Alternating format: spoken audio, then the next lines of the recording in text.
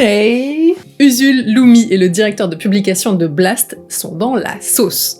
Pourquoi ? Parce que Thibaut InShape, le grand, le fort, l'énorme et sec Thibaut InShape, eh bien il a porté plainte contre eux.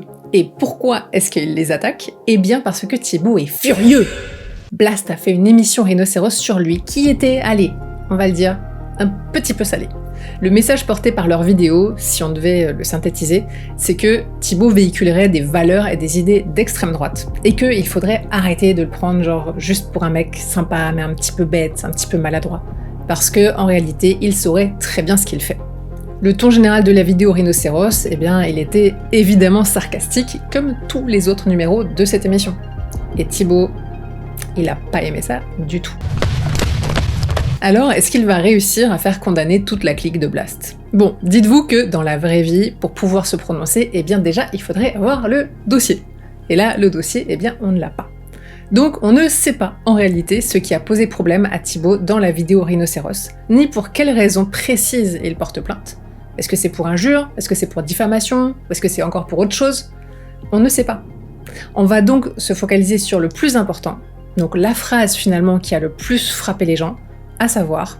Est-ce que ce ne serait pas tout simplement un gros facho ? Le petit jeu hypocrite, c'est que tout le monde sait que c'est un facho. Il a inventé une nouvelle façon d'être facho sur Internet. Le facho sympa qui a l'air un peu idiot. Ah, ça fait un gros cumul, hein. Y a de quoi choquer certaines personnes. Dites-vous qu'en moyenne, une vidéo de l'émission Rhinocéros, ça génère, sauf cas particulier, entre 1000 à 2000 commentaires, environ. Et celle sur Thibaut, elle a tellement déchaîné les passions que des commentaires sous leur vidéo, il y en a eu 15 000.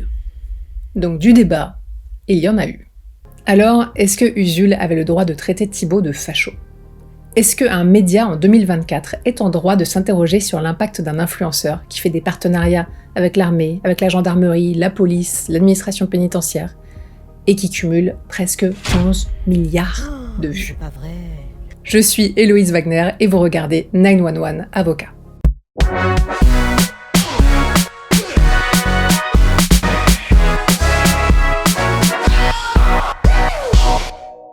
Ça ne vous aura pas échappé, 11 milliards de vues, c'est beaucoup. Imaginez le JT du soir de TF1. Imaginez maintenant l'audience que ce JT a chaque soir. En moyenne, c'est 5,5 millions par soirée. C'est beaucoup, hein ? Eh bien, pour aboutir à 11 milliards de vues comme Thibaut, il faut que TF1 fasse 2200 JT. Donc oui, en gros, plus de 6 ans de journaux télévisés, quoi.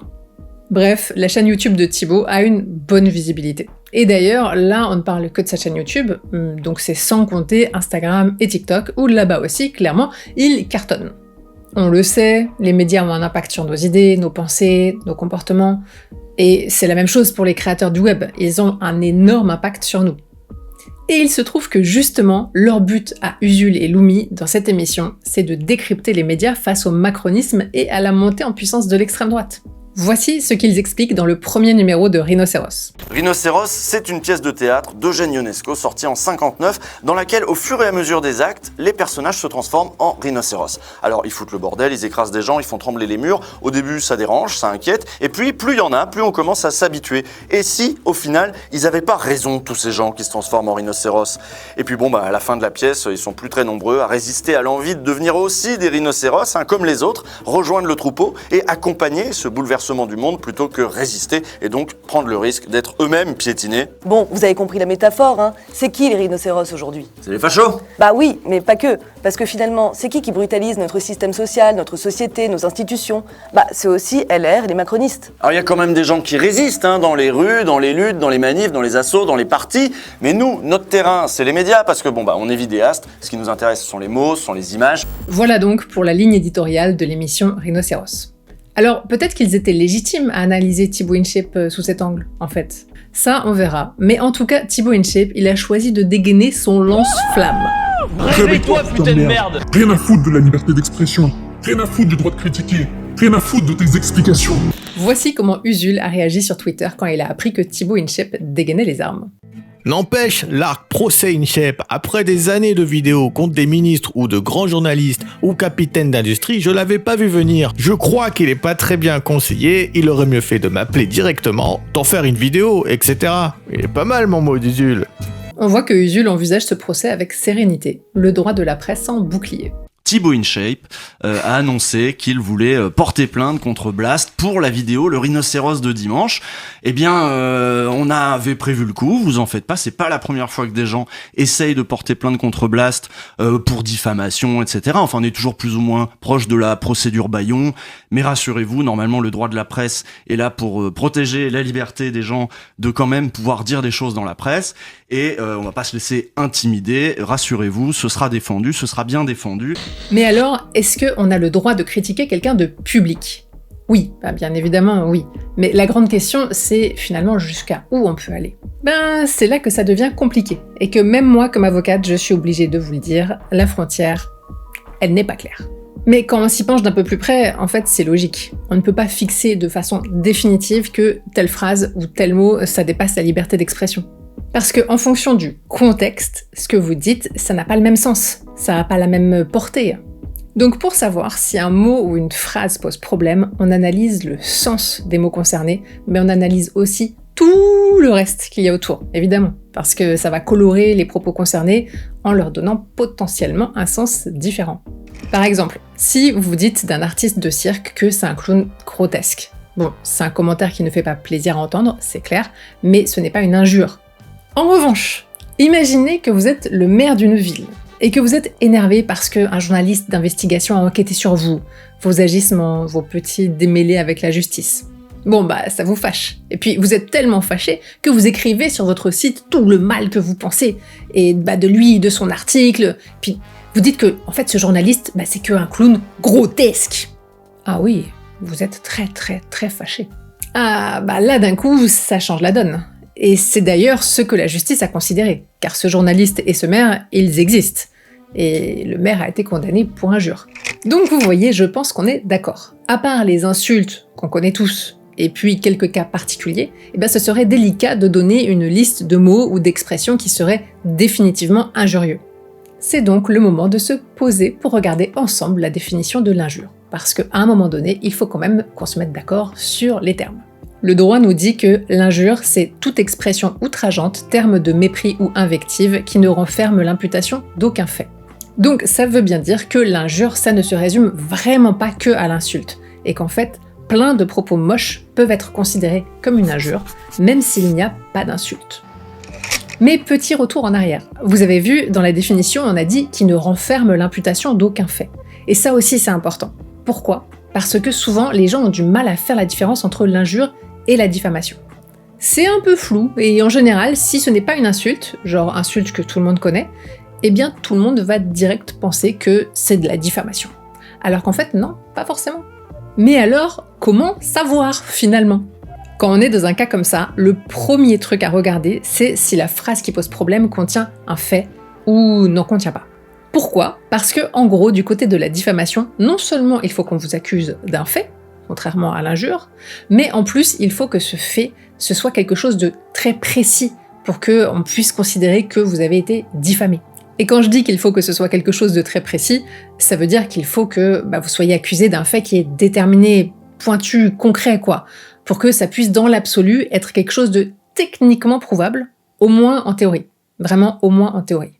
Imaginez, vous êtes tranquille chez vous, et pour une fois, vous ouvrez le journal de votre ville qui traînait sur votre table, là. Alors, vous commencez à le lire, comme ça, parce que pourquoi pas. Et là, tout d'un coup, c'est le choc. C'est écrit en pleine page. Le journal de votre ville dit que c'est vous qui avez brûlé les poubelles du lycée René Cassin et qui avez provoqué tout un incendie dimanche dernier. Bon, passé le choc de l'accusation, vous pouvez quand même constater que c'est super précis. Parce que dans l'absolu, qu'on ait les preuves ou pas, c'est un événement qui est prouvable en fait, en tout cas au moins en théorie. Et donc là, vous vous rappelez que vous avez vu une vidéo de 911 Avocat et vous vous dites « ça, c'est de la diffamation ». Et vous avez raison. Alors qu'à l'inverse, si on dit de vous que vous êtes une ordure, va prouver ça quoi.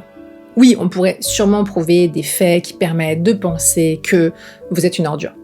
Mais ce n'est pas un fait précis qui se prouve par A plus B. Vous voyez ce que je veux dire ?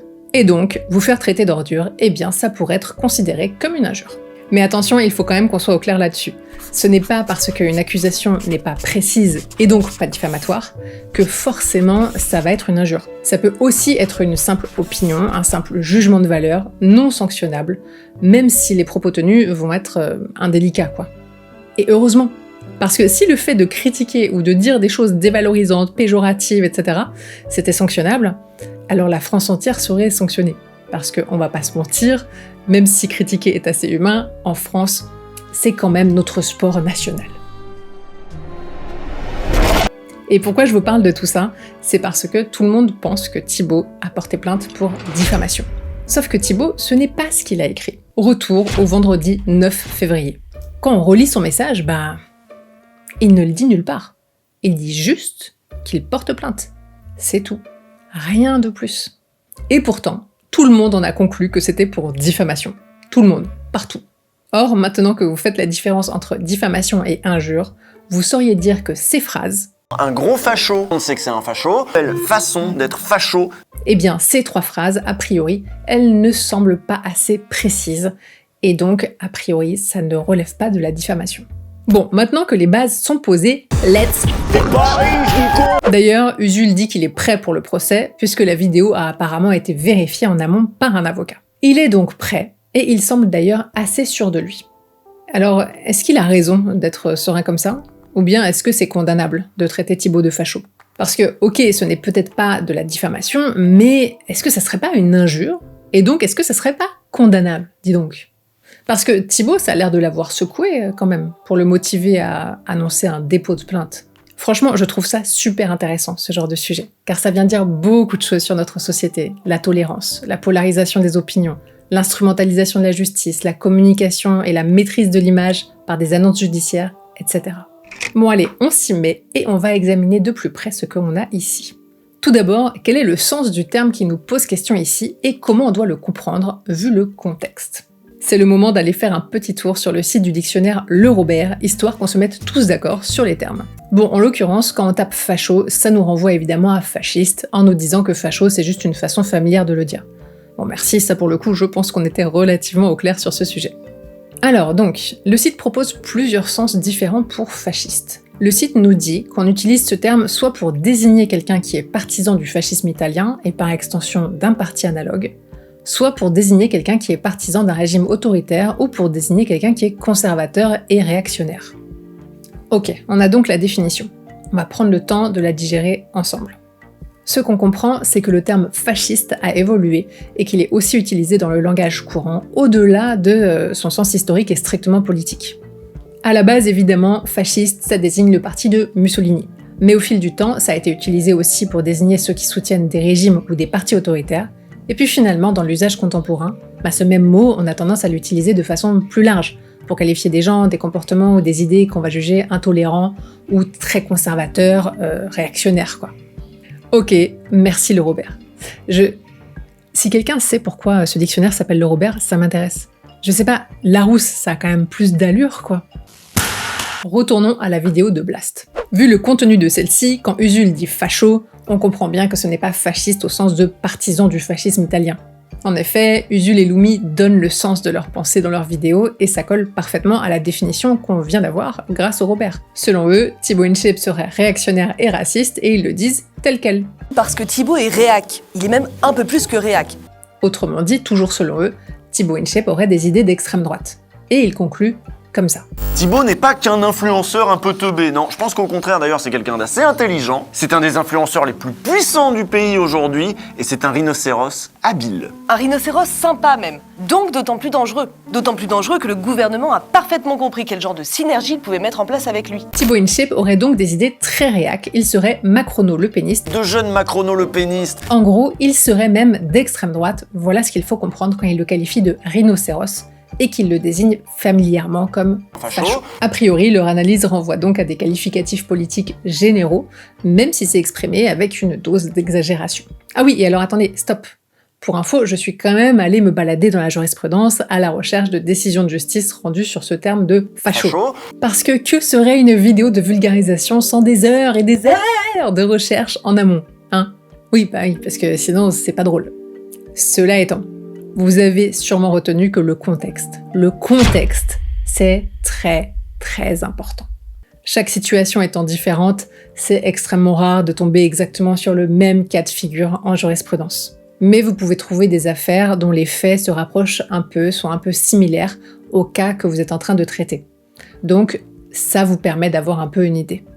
En l'occurrence, j'ai évidemment trouvé aucune situation exactement comparable à celle qui nous occupe, mais j'ai quand même trouvé quelques décisions assez intéressantes. Eh bien, dites-vous que même s'il y a eu quelques condamnations, dans la majorité des cas, l'injure n'a pas été reconnue et la justice a considéré qu'on restait dans les limites de la liberté d'expression.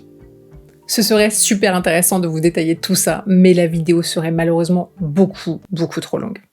Là, le sujet, c'est Usul qui a qualifié Thibaut de facho. Donc revenons à notre travail d'analyse. On a déjà pu trouver le sens du mot facho dans le contenu de la vidéo, et rien qu'avec ça, déjà, on pourrait a priori considérer que Usul était dans les clous de la liberté d'expression. Donc là, on a déjà beaucoup avancé. Mais j'imagine bien que ça ne plaît pas beaucoup aux fans de Thibaut InShape. Donc, pour qu'ils en aient le cœur net, on va quand même poursuivre. Admettons que facho, ça puisse tout de même être une injure. Admettons. Pour info, une condamnation pour injure au pénal, ça ne va pas chercher très loin. Sauf qu'à particulier de type circonstance aggravante, une injure, c'est une amende de 12 000 € maximum. Comme je vous le disais, la limite de la liberté d'expression, elle est assez floue. En revanche, l'outil d'analyse qu'il faut dégainer, lui, il est très clair. Pour savoir si c'est ok, il faut mettre les choses dans une balance. Non, pas celle-là. Voilà. Donc il faut faire ce que en droit on appelle un contrôle de proportionnalité. Et là, c'est le moment où on se dit « Attends, un quoi ?» Oui, un contrôle de proportionnalité. Je vous explique. D'un côté, vous avez la potentielle atteinte à la liberté d'expression, et de l'autre, vous avez les intérêts protégés en face de cette liberté d'expression. Et pour réussir à voir comment penche la balance, eh bien on regarde si dans le cas de figure donné, la raison qui viendrait limiter la liberté d'expression des concernés, eh bien elle est vraiment légitime, elle est vraiment justifiée. On prend aussi le temps de se poser une autre question, à savoir est-ce qu'une telle limite serait nécessaire dans une société démocratique ? Ah, et point important, on va évidemment faire encore plus attention dans certains contextes, comme quand il s'agit de questions d'intérêt général. Des contextes particuliers, il y en a aussi d'autres, hein, bien sûr. Je pense que ce qui va suivre, vous êtes en mesure de le deviner. On fait aussi plus attention quand c'est un contexte artistique, littéraire, ou encore quand on est dans un contexte humoristique, polémique, satirique. En général, dans ces contextes-ci, on peut se permettre d'aller plus loin que dans les situations lambda. Tout simplement parce que ces registres-là impliquent de pouvoir être plus libre en termes d'exagération, quoi. Voilà, c'est logique. On va donc passer à l'analyse concrète du contexte de cette vidéo. Et si Usul vous a choqué et que vous êtes persuadé qu'il va être condamné, alors la fin de cette vidéo va peut-être vous surprendre un petit peu. On peut relever plusieurs points assez importants. 5, pour être précise. Déjà, on est dans le cadre d'une émission d'analyse de médias avec une attention accrue sur la montée des idées de droite et d'extrême droite.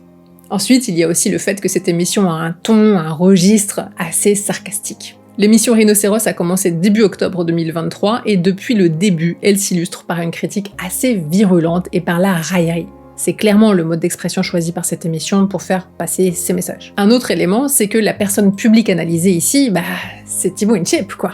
Donc c'est le second youtubeur de France et qui a fait une percée très forte ces derniers mois.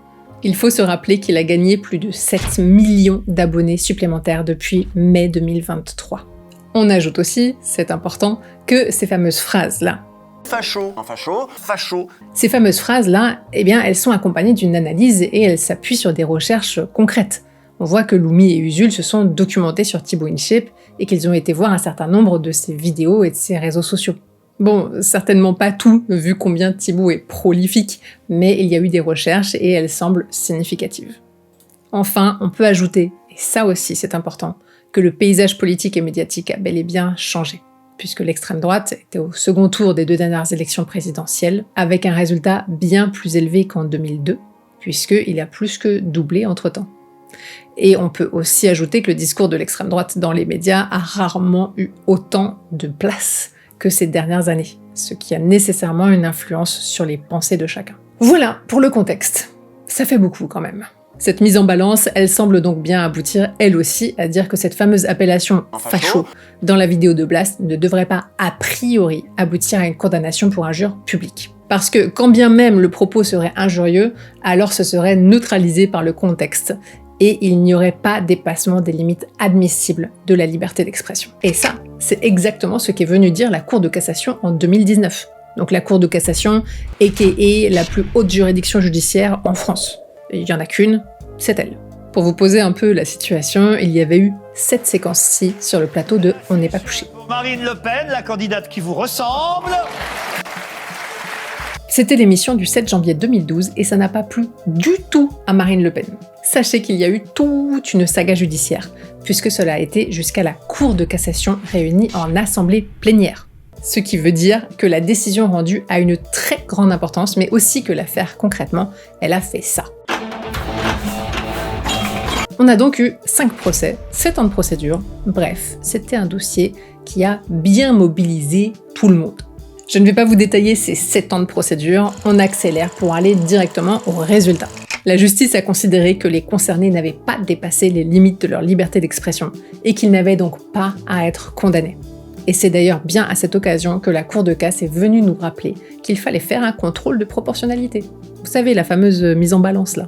Et surtout, qu'elle nous a dit que même s'il y avait injure, eh bien on pouvait neutraliser l'incrimination quand les limites admissibles de la liberté d'expression ne sont pas dépassées. Alors vous voyez, quand on revient à notre affaire de Thibaut versus Blast, eh bien on se dit que certes, Thibaut ce n'est pas un homme politique. Oui.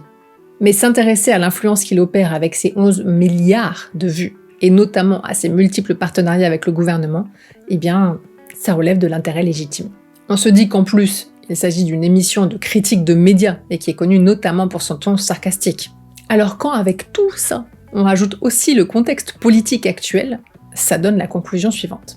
Le fait pour Usul de s'exprimer avec un peu d'outrance et de pousser le trait en se demandant si Thibaut ne serait pas un gros facho, a priori ça ne devrait pas donner lieu à condamnation. Parce que oui, la polémique publique peut s'accompagner d'une dose d'exagération, voire de provocation, et qu'en plus ici, c'était propre au registre et au style de l'émission. En l'occurrence, ici, c'était aussi appuyé par une recherche concrète, par des arguments, et ça s'inscrit dans le cadre d'une analyse critique. Donc à mon sens, ça reste dans les limites acceptables de la critique politique. Voilà, vous avez un début de réponse. Et pourquoi je vous dis début de réponse, c'est parce que déjà, aléa judiciaire, surtout en droit de la presse, donc il faut se rappeler que ce n'est pas moi qui juge, mais le tribunal, et qu'ensuite, moi ici, je n'ai traité qu'un seul point de la vidéo, donc le fait d'avoir qualifié Thibaut de facho, car c'est le point qui semble avoir provoqué le plus de crispation. En tout cas, je suis très curieuse de voir ce que cette affaire va donner. Mais ça suppose que Thibaut InShape ait réellement porté plainte, déjà, et ensuite que sa plainte tienne la route. Parce que dites-vous que le droit de la presse, c'est l'une des procédures les plus piégeuses possibles. En gros, il faut s'y aventurer en étant solidement harnaché. Je me suis concentrée sur l'analyse juridique de cette affaire, mais si ça vous intéresse d'avoir aussi mon analyse tout court de toute cette histoire, je vous fais une autre vidéo sur le sujet avec plaisir, car je trouve ça super intéressant. C'était Héloïse Wagner, vous regardiez 911 Avocat, merci d'être là.